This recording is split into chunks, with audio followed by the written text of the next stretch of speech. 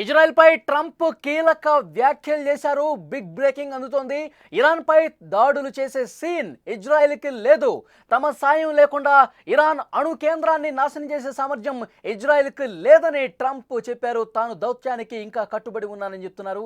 Israel విక్టరీకి సిద్ధంగా ఉంది. అయితే అక్కడ ఇరాన్లో ఉన్నటువంటి అణు కేంద్రం ఏదైతే ఉందో భూగర్భంలో ఉన్నటువంటి అణు క్షేత్రాన్ని ధ్వంసం చేసే సామర్థ్యం ఇజ్రాయెల్కి లేదంటూ స్పష్టంగా చెప్పారు. నరం లేని నాలుక ఏదైనా ఉంది అంటే గనక అది అమెరికా అధ్యక్షుడు డొనాల్డ్ ట్రంప్కు కరెక్ట్గా సరిపోతుంది. ఒక్కోసారి తాను ఏం మాట్లాడతాడో కూడా ఎవరికీ తెలియదు. భారత్ పాకిస్తాన్ యుద్ధం సమయంలో కూడా ఆ రెండు దేశాల మధ్య యుద్ధం తానే ఆపానంటూ గొప్పలు చెప్పుకున్నటువంటి ట్రంప్ కొన్ని రోజుల తర్వాత అబ్బే తన ప్రమేయం ఏం లేదండి, వాళ్లే పరిష్కరించుకున్నారని చెప్పి నవ్వుల పాలయ్యాడు. తాజాగా ఇరాన్ ఇజ్రాయెల్ల మధ్య యుద్ధం సమయంలో కూడా ట్రంప్ ద్వంద్వ వైఖరి చూపిస్తున్నాడు. తన సాయం లేకుండా ఇరాన్పై దాడి చేసేందుకు ఇజ్రాయెల్కు అంత సీన్ లేదంటూనే పూర్తిగా మేమే చేస్తున్నాం, మా వల్ల ఇది సాధ్యమవుతుందంటూ ఆయన చెప్పుకోవటం మళ్ళీ గొప్పలకి పోవటం మొదలుపెట్టినటువంటి పరిస్థితుంది. ఒకసారి ట్రంప్ ఏమన్నాడో లేటెస్ట్గా చూద్దాం. Well, there were no weapons of mass destruction. I never thought there were. And that was somewhat pre-nuclear. You know, there was a nuclear age, but nothing like it is today. And it looked like I'm right about the material that they've gathered already. It's a tremendous amount of material. And I think within a matter of weeks, or certainly within a matter of months, they're going to be able to have a nuclear weapon. We can't let that happen. I was very much opposed to Iraq. I said it loud and clear, but I was a civilian, but I guess I got a lot of publicity. But I was very much opposed to the Iraq war. And I actually did say, don't go in, don't go in, don't go in. But I said, if you're going to go in, keep the oil. But they didn't do that. What intelligence do you have that Iran is building a nuclear weapon? Your intelligence community that they are at this point. Well, then my intelligence community is wrong. Who in the intelligence community said that? Your director of national intelligence, Tulsi Gabbard. Well, there were. Iran Israel మధ్య పరస్పర దాడుల నేపథ్యంలో tell అవీవ్ను ఉద్దేశిస్తూ Trump ఈ వ్యాఖ్యలు చేశారు. తన సాయం లేకుండా ఫోర్డ్లో ఉన్నటువంటి భూగర్భ అణు కేంద్రాన్ని నాశనం చేసే సామర్థ్యం ఇజ్రాయెల్కు అసలు లేదన్నాడు. న్యూజెర్సీలో విలేకరుతో మాట్లాడుతూ ఈ వ్యాఖ్యలు చేశాడు ఆయన. తమ ఆయుధాలు లేకుంటే ఇరాన్పై దాడులు చేసే సీన్ ఇజ్రాయెల్కు అసలు లేదన్నారు. ఒకవేళ వారు దాడులు చేసినా అది పెద్దగా ప్రభావం చూపించదన్నారు. వారికి ఆ సామర్థ్యం లేదని చెప్తున్నాడు ట్రంప్. ఇప్పటి వరకు జరిపిన దాడుల్లో ఇజ్రాయెల్ కొంతమేరకు ప్రయోజనాలు సాధించింది. తాను దౌత్యానికి కట్టుబడి ఉన్నాను అని చెప్తున్నారు డొనాల్డ్ ట్రంప్. అయితే సైనిక కార్యకలాపాలను ఆపేయాలని ఇజ్రాయెల్ని ఒప్పించడం ప్రస్తుతానికి కుదరదన్నారు. ఎవరైనా గెలుస్తుంటే ఇలాంటి అభ్యర్థనలు చేయడం కష్టమన్నారు. ఈ క్రమంలో యుద్ధంలో టెల్ అవీవ్ అద్భుతమైనటువంటి దాడులు చేస్తోంది. టెహరాన్వి పేలవంగా ఉన్నాయి. ఇరాన్ ఇజ్రాయెల్ మధ్య మధ్యవర్తిత్వం వహించడానికి యూరోపియన్ దేశాలు చేస్తున్న ప్రయత్నాలను ట్రంప్ తోసిపుచ్చారు. వారు సాయం చేయలేరంటూ కూడా వ్యాఖ్యలు చేశాడు. ఇరాన్ యూరప్తో కాకుండా అమెరికాతో చర్చలు జరపాలనుకుంటున్నారని వెల్లడించారు. ఇక మొత్తానికి ట్రంప్ చేస్తున్నటువంటి వ్యాఖ్యలు ఇజ్రాయెల్ ప్రతిష్టను తగ్గించే విధంగా ఉన్నాయి. ట్రంప్ వ్యాఖ్యలు ప్రపంచ దేశాల ముందు ఇజ్రాయెల్ని తక్కువగా నిలబెడతాయనటంలో ఎలాంటి సందేహం లేదు, ఎలాంటి అనుమానం కూడా లేదు. ట్రంప్ చేస్తున్నటువంటి వ్యాఖ్యలు పూర్తిగా ఆయన నాలుగుకి నరం లేదు అన్నట్టుగా పరిస్థితి కనిపిస్తోంది. అంటే క్రెడిట్ మొత్తం తన ఖాతాలో పడాలి, ఏదైనా ట్రంప్ చెప్పినట్టుగానే ఈ ప్రపంచం నడుచుకుంటుంది అన్న భావన కలగజేసే విధంగా ఆయన వ్యాఖ్యలు కనిపిస్తున్నాయి. ఇన్ని రోజులు ఇజ్రాయెల్ అద్భుతమైనటువంటి పోరాటం చేస్తుంది, ఇరాన్ను చావు దెబ్బ కొడుతుంది, ఇజ్రాయెల్ దాడులు షాక్కి గురి చేసే విధంగా ఉన్నాయని చెప్పి మాట్లాడిన ట్రంప్ ఇప్పుడు ఇజ్రాయెల్కి అంత సీన్ లేదనేశాడు. ఇరాన్లో ఉన్నటువంటి ఫోర్డ్లో ఉన్న భూగర్భంలో ఉన్నటువంటి అణు కేంద్రాన్ని ధ్వంసం చేసే సత్తా ఇజ్రాయెల్కి అసలు ఏమాత్రమూ లేదు. అంటే అమెరికా సాయం తప్పకుండా కావాల్సిందే. ఇజ్రాయెల్ అమెరికాని అడగాలి, అమెరికా రంగంలోకి దిగాలి. అప్పుడు మాత్రం ఇజ్రాయెల్ అమెరికా కలిస్తేనే ఈ యుద్ధానికి ఒక కొలిక్కొచ్చే అవకాశం కనిపిస్తుంది, ఇజ్రాయెల్ పై చేయి సాధించే అవకాశం ఉందని చెప్పకనే చెప్తున్నటువంటి పరిస్థితి.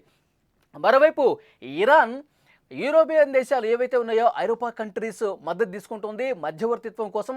వాళ్ళ వల్ల ఏమీ కాదు, ఇరాన్ తప్పు మీద తప్పు చేస్తుంది.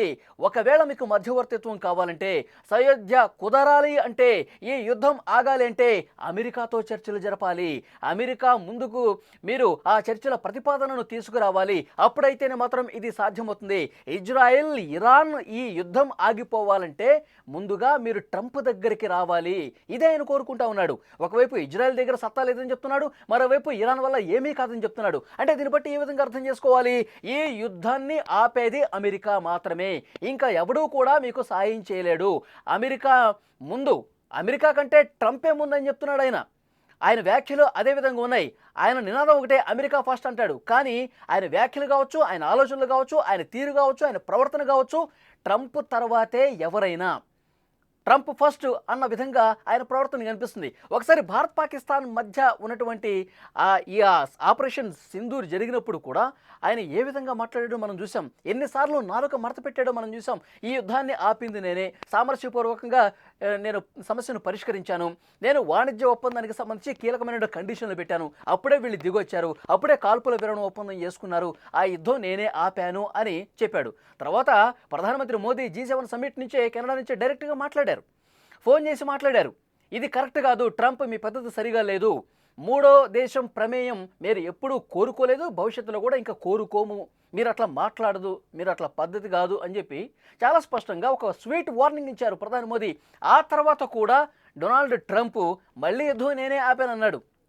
మళ్ళీ సీరియస్గా చెప్పేసరికి ఒక అడుగు వెనక్కేసి నా ప్రమేయం ఏమీ లేదు, భారత్ పాకిస్తాన్ రెండు దేశాలు కూడా మాట్లాడుకున్నాయి, సైనిక ప్రతినిధుల సమక్షంలో వాళ్ళు మాట్లాడుకున్నారు, చర్చలు చేసుకున్నారు, వాళ్ళిద్దరూ కూడా తెలివైన మనుషులు, వాళ్ళిద్దరూ కూడా యుద్ధాన్ని వాళ్ళంతటి వాళ్లే ఆపుకున్నారు, నా ప్రమేయం ఏమీ లేదని చెప్పి మళ్ళీ వాస్తవాలను అంగీకరించినటువంటి పరిస్థితి ఉంది.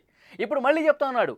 అంటే దీని అంతటికి కారణం డొనాల్డ్ ట్రంప్ వైఖరి, ఆయన మెంటాలిటీ, ఆయన విధానం ఏ విధంగా ఉందో చాలా స్పష్టంగా అర్థమవుతుంది. ఈ ప్రపంచంలో శాంతి కాముకుణ్ణి నేనే, ఈ ప్రపంచంలో ఎక్కడ ఉద్రిక్త పరిస్థితులన్నా తగ్గిస్తుంది నేనే, రష్యా యుక్రెయిన్ కావచ్చు, ఇజ్రాయిల్ ఇరాన్ కావచ్చు, భారత్ పాకిస్తాన్ కావచ్చు, ఇంకో దేశం కావచ్చు, అందరి మధ్య ఉద్రిక్తతలు తగ్గించేది నేనే, అందరి సమస్యలు పరిష్కరించేది నేనే. ఇక్కడ అమెరికా కూడా కాదు, ట్రంప్ ఆయన ప్రొజెక్ట్ చేసుకున్నాడు శాంతి కాముకుల్లాగా, నన్ను ఒక శాంతి దూతగా చూడాలి ఈ ప్రపంచం, అన్ని యుద్ధాలు నేనే ఆపుతున్నాను. కాబట్టి ఆయన ఉద్దేశం ఏంటంటే 2026 సంవత్సరంలో ఇచ్చేటువంటి నోబెల్ బహుమతి, శాంతి బహుమతి తనకు రావాలని చెప్పి బలంగా కోరుకుంటా ఉన్నాడు. మొన్న ఆసిమ్ మునీర్తో భేటీ ఉద్దేశం కూడా అదే. ఆ భేటీ తర్వాత నోబెల్ శాంతి బహుమతికి ఈయన అర్హుడు అంటూ పాకిస్తాన్ కూడా ప్రతిపాదించింది. ఆసిమ్ మునీర్ చాలా స్పష్టంగా చెప్పాడు కదా. అంటే దీన్ని బట్టి ఏమర్థమవుతుందంటే బరాక్ ఒబామాకే ఇచ్చారు, అసలు ఆయనకి అర్హత లేదు, నాకెందుకు ఇవ్వరు, నేను అన్ని యుద్ధాలు ఆపుతున్నాను కదా, అన్ని దేశాల మధ్య శాంతి కుదురుస్తున్నాను కదా. ఇది ట్రంప్ వైఖరి అనమాట. అంటే ఆయన ఏం చేసేందుకైనా సిద్ధంగా ఉన్నాడు, ఎవరిని తక్కువ చేయడానికైనా సిద్ధంగా ఉన్నాడు, ఏ రెండు దేశాల మధ్య చిచ్చు పెట్టడానికైనా సిద్ధంగా ఉన్నాడు. తాను ఎలివేట్ కావాలి, తాను గొప్పవాడిని, తాను శాంతి దూతని, ఇది ప్రపంచానికి తెలియజేయాలన్న ఉద్దేశంతో ఆయన వ్యాఖ్యలు ఈ విధంగా ఉన్నాయని కనిపిస్తోంది.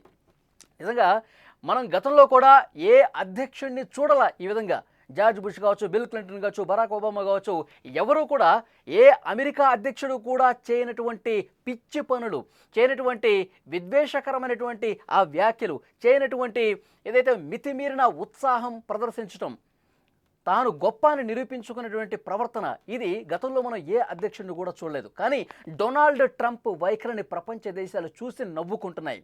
ఇలాంటి ఒక కమెడియన్ని పెద్దన్న దేశానికి అధ్యక్షుడిగా ఉన్నాడా అని చెప్పి నవ్వుకుంటున్నటువంటి పరిస్థితి ప్రస్తుతం కనిపిస్తుంది. ఈరోజు ఇజ్రాయెల్ గురించి చేసినటువంటి వ్యాఖ్యలు కూడా అవే దారిలో కనిపిస్తూ ఉన్నాయి. ఇజ్రాయెల్కి అంత సీన్ లేదు, ఇజ్రాయెల్కి నేను సాయం అందిస్తేనే, నాకు తోడుగా ఇజ్రాయెల్ ఉన్నప్పుడు మాత్రమే ఇజ్రాయెల్ ఇరాన్ని ధీటుగా ఎదుర్కోగలదు అని మాట్లాడుతూ ఉన్నారంటే, ఇన్ని రోజులు ఇజ్రాయెల్ వెనక ఉండి నడిపించినటువంటి అమెరికా, డొనాల్డ్ ట్రంప్ ఇప్పుడు పూర్తిగా ఇజ్రాయెల్ని తక్కువ చేసి చూపిస్తున్నాడు, అవమానిస్తున్నాడు. ఇది చాలా స్పష్టంగా ప్రజలందరికీ అర్థమవుతోంది, ముఖ్యంగా ప్రపంచ దేశాలన్నింటినీ కూడా అర్థమవుతుంది. కానీ ట్రంప్ ఎన్ని కుప్పిగంతులేసినా, దేశాల మధ్య ఎలాంటి చిచ్చుపెట్టే వ్యాఖ్యలు చేసినా, నేను శాంతి దూతని అని చెప్పి చర్చలు జరుపుతున్నాను అని చెప్పి ప్రకటనలు చేసినా ప్రపంచ దేశాలు నమ్మే పరిస్థితి లేదు. ఇరాన్ ఇప్పటికి కూడా అమెరికా అధ్యక్షుడు డొనాల్డ్ ట్రంప్ను తప్పుపడతానే వస్తుంది. మీరు ఇజ్రాయెల్ మాకు జరుగుతున్నటువంటి యుద్ధంలో మీరు మధ్యలోకి రావద్దు, మీకు సంబంధం లేదు, అణు ఒప్పందానికి సంబంధించి మేము ఎక్కడా కూడా వెనక్కి తగ్గేది లేదని చెప్పి ఇరాన్ కూడా ముందుకు పోతుంది. సో డెఫినెట్గా అమెరికా అధ్యక్షుడు వైఖరి మీదే పెద్ద ఎత్తున చర్చ జరుగుతుంది. ఆయన ఇంకా ఇదే విధంగా ప్రవర్తిస్తే తగిన మూల్యం చెల్లించుకోక తప్పదు. ముఖ్యంగా అమెరికా నష్టపోయే అవకాశం ఉందని ప్రపంచంలో అమెరికా వ్యతిరేక దేశాలన్నీ కూడా ట్రంప్ను హెచ్చరిస్తున్నటువంటి పరిస్థితి ఉంది. మొన్ననే పుతిన్ కూడా చెప్పాడు, ఇజ్రాయెల్ ఇరాన్ ఈ రెండు దేశాల మధ్య ఇజ్రాయెల్తో మీరు జతకట్టి దాడి చేయడం అనేది ప్రపంచానికి అంత మంచిది కాదు, ఇది మీ వైఖరి మార్చుకోండి అని రష్యా కూడా చెప్పినటువంటి పరిస్థితి ఉంది. సో డెఫినెట్గా ఏం జరుగుతుందో చూద్దాం. ట్రంప్ చేస్తున్నటువంటి వ్యాఖ్యలు అయితే ప్రపంచ దేశాల ముందు నవ్వుల పాలవుతున్నటువంటి పరిస్థితి ఉంది. డొనాల్డ్ ట్రంప్ పిచ్చి చేష్టలు ఇకనైనా మానుకో, దేశాల మధ్య ఇంకా విద్వేషాలు రెచ్చగొట్టే వ్యాఖ్యలు చేయొద్దు, నువ్వు నీ వైఖరి మార్చుకో, నీకు నోబెల్ శాంతి బహుమతి కాదు కదా, ఇంకా ఏ బహుమతి కూడా నీకు రాదు, నీ ఆశలన్నీ కూడా ఇప్పుడు గలంతైపోయాయి, ఇప్పటికైనా నీ తీరు మార్చుకో, దేశాల మధ్య దూరిపోయి శాంతి మంత్రం జపిస్తూ నాటకాలు ఆడటం బంద్ చేయని చెప్పి దేశాలు కూడా ఇప్పుడు ట్రంప్కి వ్యతిరేకంగా మాట్లాడుతున్నటువంటి పరిస్థితి ఉంది. నరం లేని నాలుక ఎట్లయితే మాట్లాడుతుందో అమెరికా అధ్యక్షుడు డొనాల్డ్ ట్రంప్ ఈ సామెత అనేది చాలా కరెక్ట్గా సరిపోతుంది. ఏం మాట్లాడతాడో తెలియదు, ఎన్నిసార్లు యూటర్న్ తీసుకుంటాడో తెలియదు. సో డెఫినెట్గా ఇది తీవ్రంగా చర్చనీయాంశమవుతుంది. మరి ఇప్పుడు డొనాల్డ్ ట్రంప్ వ్యాఖ్యలతో ఇజ్రాయెల్ ఏ విధంగా స్పందిస్తుందన్నది చూడాలి.